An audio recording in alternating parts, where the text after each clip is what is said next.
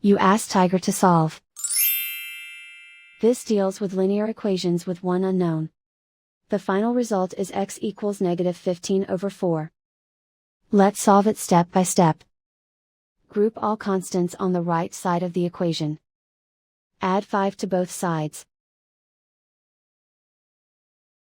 Simplify the arithmetic.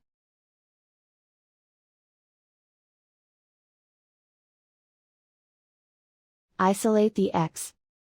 Multiply both sides by inverse fraction 5/4. Group like terms.